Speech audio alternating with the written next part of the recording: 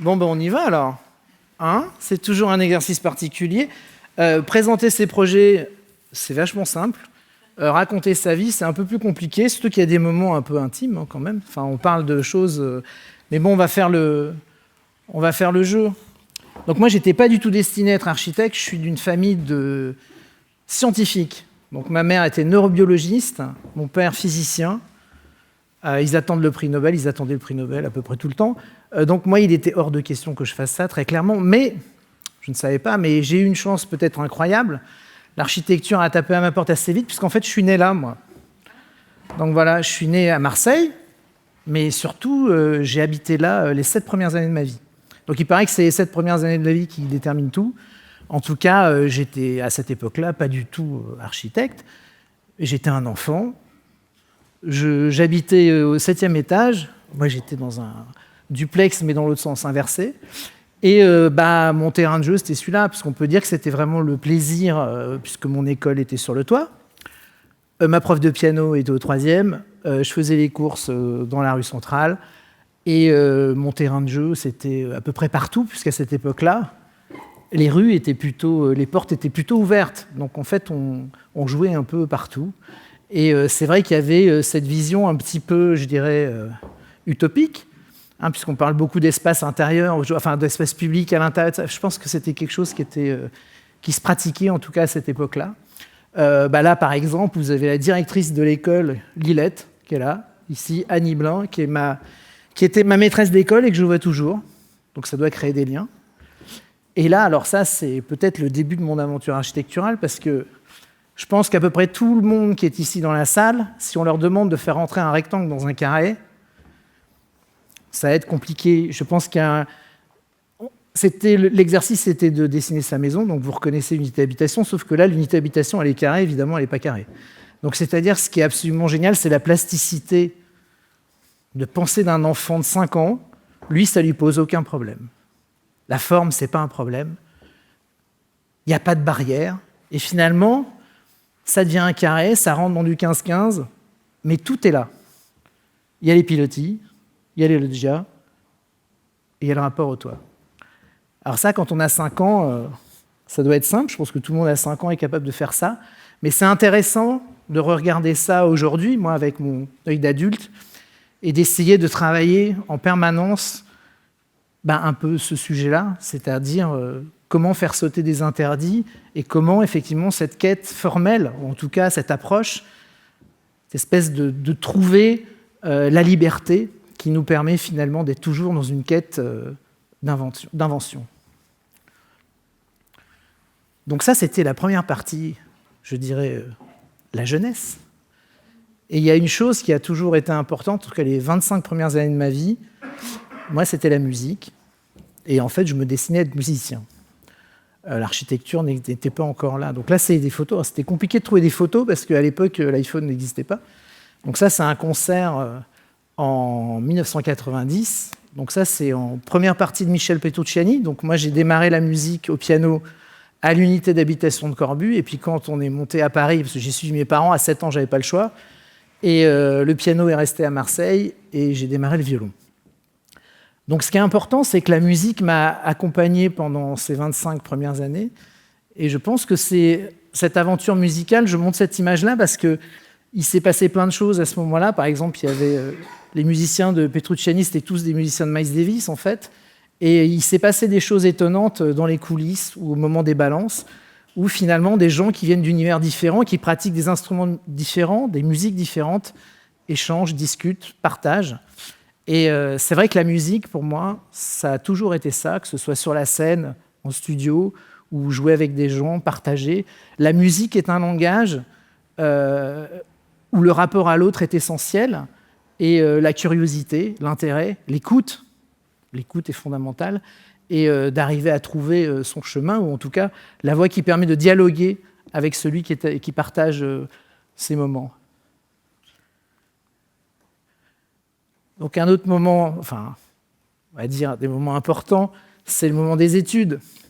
Alors moi, j'ai démarré l'archi pour faire plaisir à mes parents, enfin surtout pour qu'ils ne m'emmerdent pas, parce qu'il fallait que je fasse des études supérieures, et ça me permettait de continuer à faire de la musique. d'être assez libre. Et je trouvais qu'effectivement, quelque part, je devais sentir que la musique avait à voir avec l'architecture. Et pour en revenir à Corbu, c'est le hasard. Je me suis inscrit à l'école de Belleville et la rencontre avec l'atelier Uno, donc Corbu revenu. Et ce qui était assez marrant, c'est que moi, j'avais vécu Corbu absolument sans aucune glorification du bâtiment. Pour moi, c'était chez moi. Et tout d'un coup, je découvrais que l'endroit dans lequel j'avais vécu était finalement un chef-d'œuvre de l'architecture. Et évidemment, forcément, on ne vit pas les choses de la même manière. En parallèle, je pense qu'il y a des moments à cette époque-là qui m'ont marqué. Donc, je fais un petit aparté sur Jean Nouvel. Et sur une manière qui était totalement, presque à l'opposé de l'enseignement que je recevais, qui était un enseignement finalement que je pourrais qualifié de un peu similaire à l'enseignement classique que j'avais reçu en musique, c'est-à-dire que d'arriver à avoir un corpus de connaissances et d'arriver à un moment donné à essayer de se libérer de tout ça. Donc Jean Nouvel a été aussi un libérateur pour moi dans la manière dont j'ai regardé son travail, qui était plutôt sur l'émotion, sur le côté cinématographique, sur une manière de parler d'architecture qui était un peu différente et finalement complémentaire de l'enseignement que je recevais. Et puis, évidemment, je ne peux pas.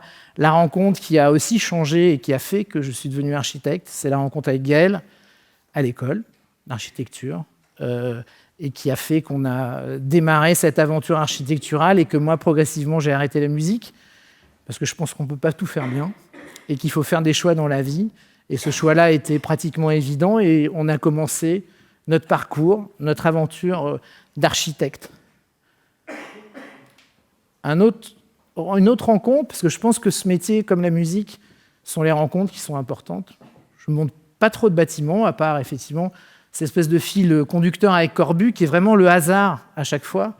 Et donc la rencontre avec José Oubrerie, avec qui je vais travailler pendant 3 ans, en étant étudiant, en 4e année. Et il se trouve que moi, je faisais de la musique avec son fils, Clément. Et un jour, il m'appelle, il me dit « Écoute, Christophe, mon père, il cherche quelqu'un pour l'aider sur un dossier. » Donc, j'y vais. Et en fait, il est reparti aux États-Unis, parce qu'à l'époque, il enseignait aux États-Unis. Et il a dit « Écoute, Christophe, c'est super, ça s'est bien passé. Tiens, voilà le projet, démerde-toi. » Et donc, moi, j'étais en 4e année avec Gaël. Et finalement, ce qui était assez remarquable, c'est qu'il nous a laissé un peu les clés du camion, que la maison est devenue l'agence, et qu'on a appris finalement notre travail, en tout cas notre métier, sur le tas, sans rien savoir. Et pendant 3 ans, on a participé, on avait même en charge un projet de logement à Paris. Et voilà. Et c'est étonnant d'apprendre son métier dans ces conditions, mais je pense que c'était exactement la transmission, la manière dont lui l'avait appris auprès de Corbu. Et je pense que ça vous fait aborder ce métier d'une autre manière, avec à la fois beaucoup de stress et énormément de liberté. Et je pense que ce qu'il m'a transmis, enfin ce que José m'a transmis, ou nous a transmis, c'est cette idée que tout est possible. Et qu'effectivement, on dessinait les plans, et il coulait le béton, il coulait le projet. Le jour, nous on travaillait la nuit. Bon, c'était complètement incroyable, chose presque inimaginable aujourd'hui. Donc ça, c'est important parce que ce sont des moments qui m'ont entièrement construit dans ma manière après d'aborder l'architecture. Alors là, je vais vous montrer 2 tableaux qui, pour moi, m'ont appris à regarder peut-être différemment. Ce sont 2 tableaux très, à la fois différents, contradictoires. Donc celui-là qui est très connu de Pierre Bruegel, c'est sur la tour de Babel.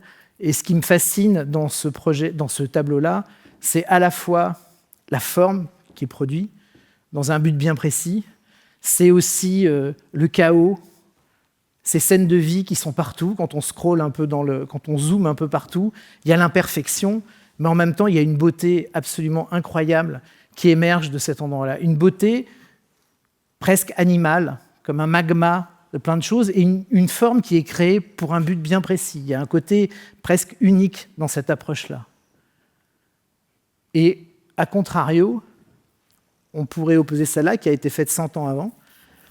C'est la fameuse Città idéale, et qui pose la question finalement de l'ordre, de la règle, d'une certaine image de la beauté, mais les hommes sont absents de cette image.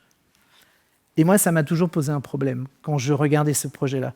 C'est-à-dire que c'est une beauté qui est du domaine de l'ordonnancement, de la règle, d'une sorte de presque de formule qu'on pourrait imaginer, puisqu'elle est idéale, reproductible. Alors qu'évidemment, celui-là pose la question du caractère unique, peut-être d'une fulgurance. Et je pense que dans ma manière d'aborder l'architecture, il y a ces deux choses-là. Ça m'a toujours posé un problème. Pour moi, l'architecture, ce n'est pas une formule. L'architecture, c'est au contraire trouver son espace de liberté et à chaque fois essayer de remettre un peu les choses, se poser des questions. Alors là, je vous montre des livres qui ne sont pas du tout des livres d'architecture, mais des livres qui m'ont marqué à certains moments. Ici, c'est le livre de Esther Duflo, un livre d'économie, et qui parle un peu de la même chose, puisqu'elle critique les modèles dominants, et elle parle plutôt de la microéconomie, et comme quoi des modèles économiques qu'on applique à un endroit ne vont pas fonctionner à un autre. C'est-à-dire, elle parle du local, et de la manière dont, effectivement, le caractère humain, la géographie, le climat, a une influence sur les choix économiques. Et ce livre est absolument fondamental pour moi, parce que je pense qu'on peut remplacer le mot économie par architecture. Et il y a des choses qu'on peut effectivement imaginer sur les modèles dominants, la reproductibilité, et au contraire, le côté expérimentation sur le local. Bon, celui d'à côté est les villes invisibles, les villes comme un langage, la manière dont les signes, les gens, les mots, la poésie, en fait, l'indicible, tout ce qui ne se voit pas, et finalement une approche de la ville extrêmement sensible. Donc ça, ce sont des éléments aussi très importants, et je voudrais vous montrer celui-là, c'est Images de pensée. Alors lui, il est très particulier. C'est sur la plasticité, effectivement, du cerveau. C'est-à-dire c'est un livre qui montre différentes personnalités. Alors ça va de Goethe à Las Xenakis, et comment ils essayent, à un moment, quand ils veulent poser des idées bien précises, ils cheminent, ils n'y arrivent pas, et ils sortent de leur champ disciplinaire pour trouver la solution. Et souvent, c'est le dessin. C'est-à-dire qu'ils soient mathématiciens, qu'ils soient écrivains, eh ben, ils ont besoin tout d'un coup de s'évader pour poser les bases de leur réflexion, et qui leur permet de revenir après dans leur champ disciplinaire et d'avancer. C'est un livre absolument magnifique. Je vous invite à le lire, parce que justement, ça parle de cette liberté, de comment arriver à trouver son espace de liberté quand la question posée, on n'arrive pas forcément à trouver la solution. Alors, je vais parler football maintenant. Mais c'est un peu le même sujet. En fait, ici, je vous montre deux livres importants et qui parlent finalement de ce que je racontais tout à l'heure sur la tour de Babel.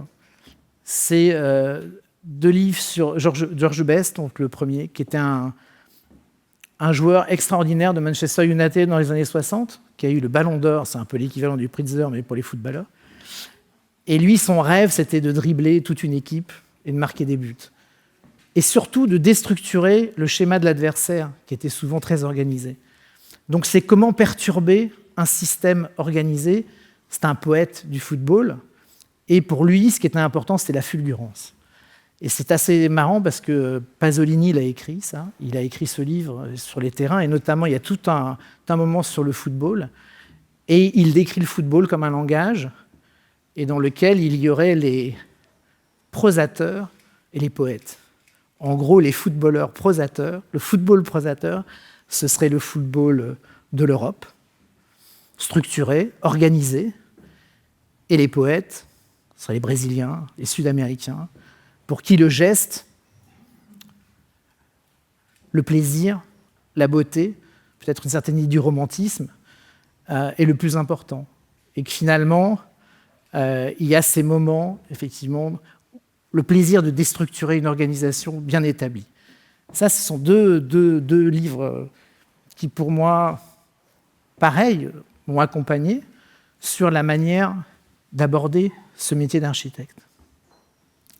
Alors, une autre chose importante, d'autres expériences un peu similaires finalement à ce que tu fais, Firmin, avec tout ça, c'est la notion du collectif. Et donc ça, c'est en 2007. Un peu pour des situations un peu similaires, on a décidé de créer un collectif presque en réaction à une espèce de côté justement organisé, c'est-à-dire de déstructurer un peu la presse classique et de montrer la diversité de l'architecture française. Donc ça a duré 7 ans, comme un groupe de rock. Nirvana, ça a duré 7 ans, et c'est très bien. Ce n'est pas notre profession d'éditer des livres, mais à travers ça, on a fait des tournées, on est allé à la rencontre, on a rencontré des architectes qui sont devenus des amis, des gens qui font des choses totalement différentes, on s'est intéressé à eux. Et ça nous a amené aussi à, à participer, à être co-curateur du pavillon de Venise, avec des expériences humaines absolument étonnantes. En parallèle de ça, ou même un travail qui a été mené là, avec mon ami David Trottin et Franck Talon, c'est un travail qui a été démarré avec des étudiants à Versailles. Et l'intérêt sur la ville contemporaine ou la ville qui se transforme par les usages, et de faire du reporting, de voyager dans le monde. Donc là, il y a une scène, bon ça c'était une scène à Paris. Hein. Ici vous avez Bombay, on est parti à Tokyo, on est parti à Shanghai, à Lima. Voilà, donc c'est des expérimentations de workshop avec des étudiants sur lesquels, par le biais du dessin et la retranscription de l'usage public, un regard sur l'usage piéton, sur l'usage du public, de l'espace et la manière dont, en fonction des territoires, des villes, des pratiques se retrouvent. Et ça nous a amené, ça aussi, à rencontrer des gens et à faire partie du pavillon japonais à la Biennale de Venise avec Kazuyo. Voilà, Momoyo de Bowo Architect. Donc ce sont des moments où on se met en situation presque, pas de danger, mais je veux dire de décider de faire quelque chose, de partir, de rencontrer des gens, et qui nous nourrissent forcément quand on revient après à l'agence ou qu'on fait des bâtiments. On est forcément différent après. De la même manière, il y a tous ces voyages, ces invitations, ces conférences, les rencontres avec des gens très divers et variés. Donc là, c'était à New York avec Jens Holmes de 3XN. Ici, c'est Giancarlo Masanti à Bogota ou Jorge Pérez Amarillo à Medellín et d'autres. Mais à chaque fois, c'était le fait de rencontrer des gens qui vous transforme, et le fait d'aller à la rencontre et de recevoir en échange beaucoup de choses, et on est un peu carrément transformé. Donc l'architecture, c'est évidemment pas faire des bâtiments, en tout cas pas uniquement faire des bâtiments, en tout cas moi, c'est pas ça forcément qui m'intéresse. C'est, quand on revient, c'est de se reposer des questions et de ne pas reproduire ce qui a été fait, et c'est au contraire d'avancer, et toujours dans cette idée un peu de l'inattendu, de la surprise, du plaisir aussi, le plaisir de faire quelque chose à chaque fois différent en fonction des situations. Et parfois l'inattendu arrive. Alors j'avais promis que je ne mettrais pas un projet, donc je n'ai pas mis de projet. Mais en fait, ce qui est étonnant au Havre, c'est que tout d'un coup, pendant le temps du chantier, on a vu apparaître ces affiches, et c'était des street artistes qui avaient pris le chantier, et Spider-Man est arrivé, et finalement, voilà, cette part d'inattendu pour nous, c'est peut-être le plus important. Et je pense que c'était un peu ce que disait si bien Oscar Niemeyer, c'est que l'inattendu, en fait, c'est une part essentielle de la beauté. Voilà, je pense que j'ai terminé.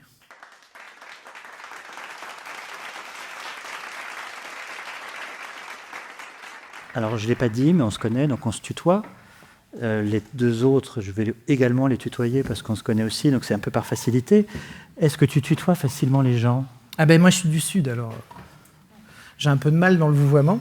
Est-ce que dans le travail, tu les tutoies facilement ? Oui. À l'agence ? Oui. Les clients ? Les entreprises de construction ?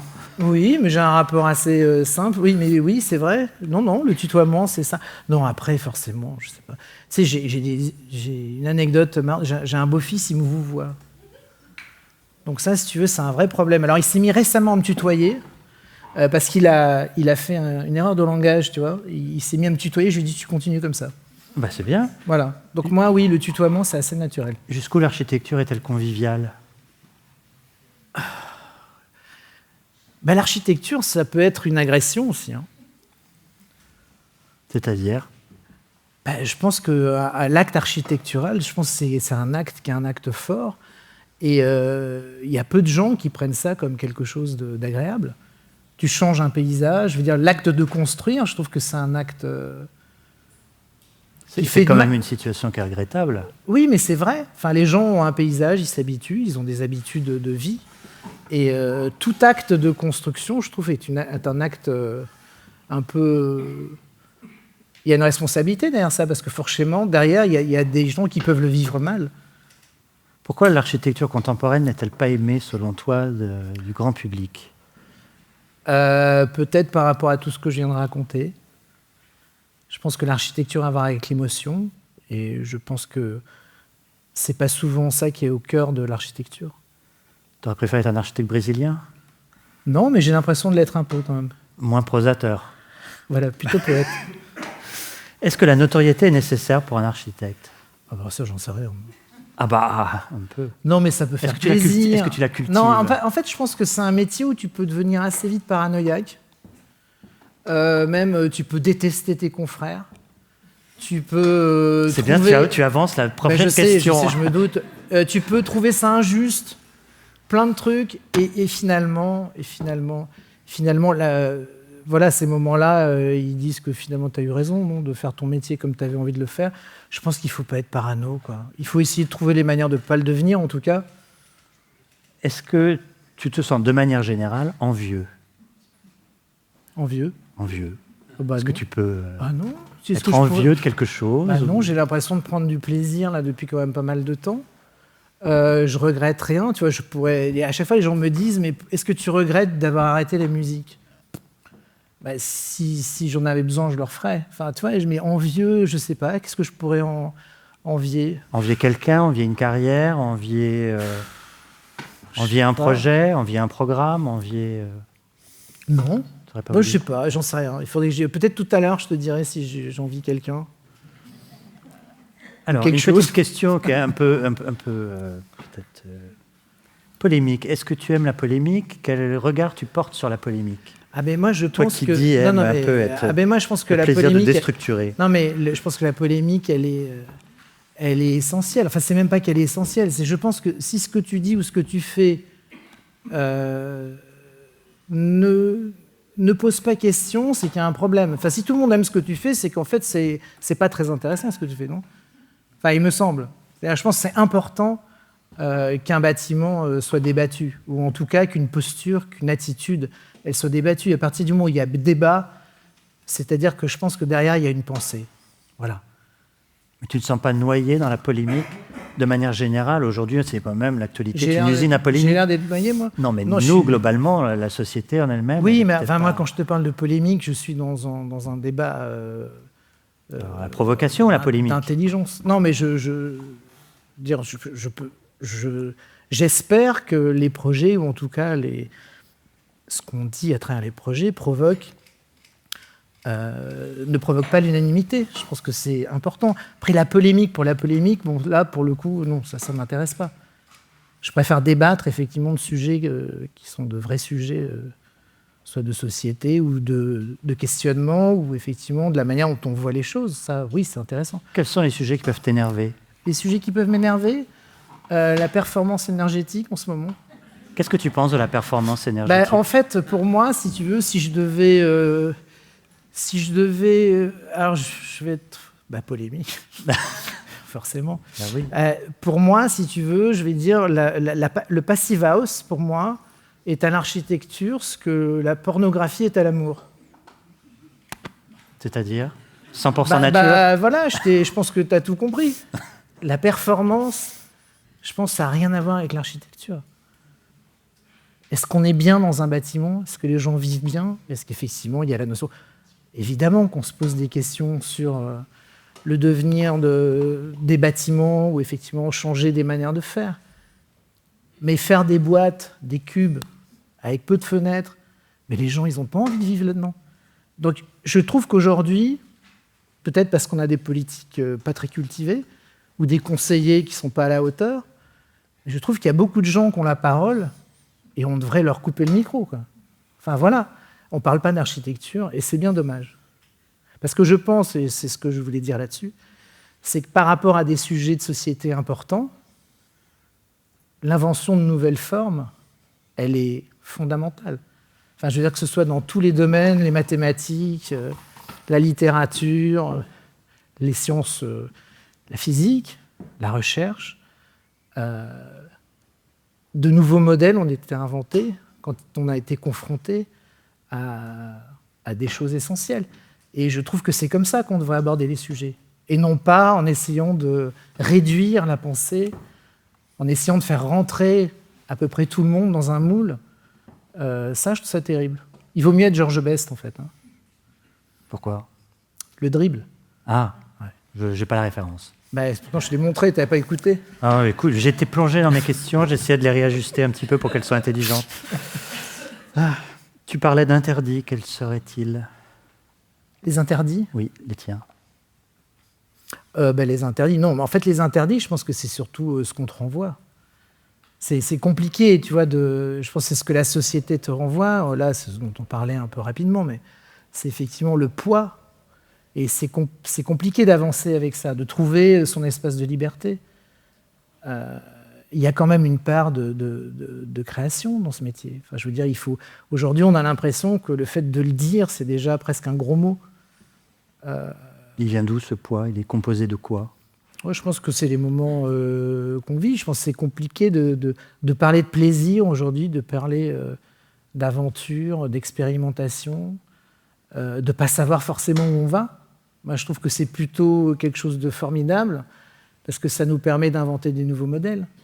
Plutôt que d'essayer de faire la ville à Péricube avec chacun sa saveur Roquefort ou poivron rouge, tu vois. Tu es plutôt confiant à l'égard de la technologie ou de la... Moi, je suis d'une nature optimiste, donc... Ouais, je sais pas, j'en sais rien. L'intelligence artificielle te fait peur ? Écoute, moi, il y a une chose que j'aime beaucoup dans l'intelligence artificielle, c'est que tout d'un coup, il faut savoir faire des phrases pour pouvoir arriver, si tu veux, à quelque chose d'intéressant. Donc, tu réapprends à parler à la syntaxe, le sens des mots. Tu vois, le prompt, je trouve que c'est pas mal. C'est-à-dire que ça oblige les gens, quand même, à mettre les bons mots par rapport à leur pensée. Là, on est plus dans de la structuration que de la déstructuration. Oui, mais je trouve ça intéressant parce que tu déstructures quelque chose par la structuration du langage. Et moi, je trouve ça fascinant. Est-ce que tu l'utilises à titre privé, l'intelligence artificielle ? C'est privé, c'est-à-dire ? Privé, je ne sais pas. Tu dialogues. Mais tu m'en poses des questions. Mais oui, c'est le but. Parce que tout à l'heure, c'est quand même une voix d'intelligence artificielle qui a introduit la soirée. Hein. Et elle ne t'a pas plu. Et non, il y avait un problème, tu vois. Ça manquait, si tu veux, de poésie. Mais l'intelligence... Non, mais je me suis amusé avec. C'est étonnant. Hein. Oui, c'est un univers... Voilà, mais parce qu'il y a cette notion de langage. Qu'est-ce que je lui ai demandé ? J'étais assez basique. Hein. Je lui ai demandé de faire un projet d'Amonique et Masson sur la côte, et si possible très haut. Et alors c'était étonnant parce qu'au début, il a sorti un truc, j'étais assez scotché, et puis progressivement, voilà, tu commences à rentrer des paramètres, et finalement, tu rentres dans un espèce de dialogue qui est assez... un peu comme... qui est un peu sans fin. Et c'est assez étonnant. Ce sera sûrement l'une des dernières questions que je vais te poser, puisqu'on a presque écoulé les 10 minutes. En échangeant avant d'être sur scène, tu m'évoquais la volonté d'être confronté à l'étranger, à l'ailleurs, à d'autres situations. Est-ce que tu peux en dire davantage ? Oui, moi clair, c'est parce que c'était... on parlait de l'enseignement à un moment donné. Et donc, j'ai demandé si j'avais enseigné. Alors, j'ai dit oui, j'ai enseigné. Et j'ai dit aussi pourquoi j'avais arrêté d'enseigner. Et j'avais arrêté d'enseigner parce que il y a des moments où on n'a rien à dire, en fait. En fait, il faut accepter qu'il y a des moments où l'enseignement, c'est sérieux, c'est important. Et j'avais plutôt envie, au contraire, d'aller mettre des mots sur notre travail et d'aller me confronter un peu loin. Et donc, d'apprendre l'anglais. Et donc, il a fallu apprendre l'anglais, se mettre en danger et partir. Et ça m'a ouvert des territoires absolument extraordinaires et des rencontres fabuleuses, mais j'ai dû apprendre un nouveau langage. Parce que le voyage n'a pas du tout fait partie de la présentation. C'était volontaire. À la fin, mais c'est des voyages si tu veux, un espèce de jardin personnel, puisque quand je pars tout seul ou avec effectivement mes partenaires de jeu dans les différentes situations, ou quand je vais faire des conférences. Mais je n'ai pas parlé du voyage comme ça, tu vois. Là, c'était plutôt l'idée de profiter de moments où tu es invité pour aller rencontrer des gens. Et puis, voilà, tu parlais tout à l'heure, est-ce que c'est bien d'avoir de la gratification, tu vois, de reconnaissance. Et tu te rends compte que des gens très très loin, toi, tu es peut-être en train de te prendre la tête ici, de te dire « Putain, je suis pas reconnu ». Et en fait, tu te rends compte que tu as des gens à 20 000 km qui connaissent tous ton travail, qui t'accueillent comme une rockstar. Putain, c'est super. La notoriété, voilà, on y revient. Et quand tu reviens ici, tu as l'impression... Et là, si tu veux... Tu sais que c'est la première fois que je fais une conf en France. Mais c'est... Bravo. Merci.